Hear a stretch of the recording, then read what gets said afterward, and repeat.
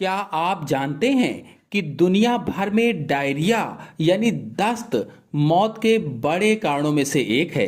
लेकिन सही जानकारी हो तो इसे घर पर भी ठीक किया जा सकता है। आज हम डायरिया की A to Z जानकारी जानेंगे जो आपकी या आपके अपनों की जान बचा सकती है। सबसे पहले जानते हैं कि डायरिया क्या है। तो मेडिकल भाषा में अगर आपको दिन में 3 बार से ज्यादा पानी जैसा पतला मल आ रहा है तो उसे डायरिया कहते हैं। यह कोई मामूली बीमारी नहीं बल्कि शरीर का एक संकेत है कि पेट में कुछ गड़बड़ है। चले जानते हैं डायरिया का कारण क्या होता है।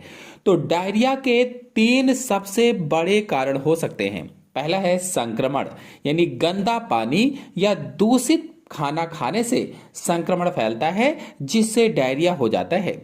दूसरा है इंटॉलरेंस, तो दूध या बाहर का तीखा खाना ना पचना, यह भी डायरिया का मुख्य कारण हो सकता है।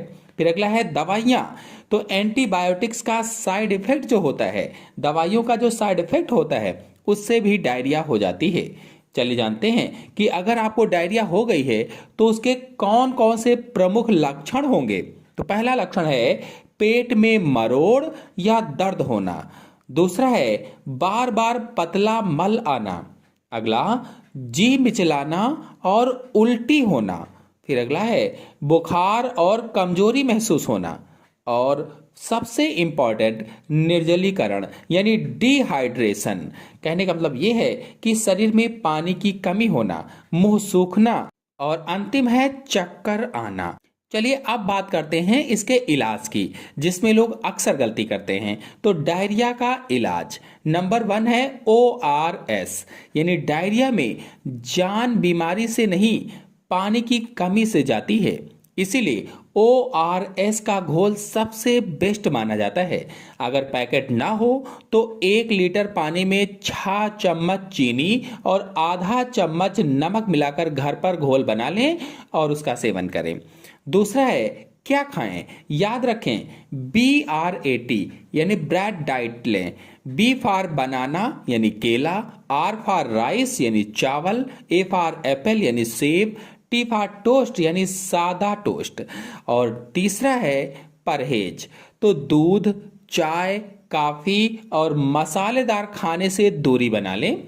अब आपको बताते हैं कि डॉक्टर के पास कब जाएं। वार्निंग साइन, यदि आपको निम्नलिखित में से कोई भी लक्षण दिखे तो तुरंत डॉक्टर को दिखाना चाहिए।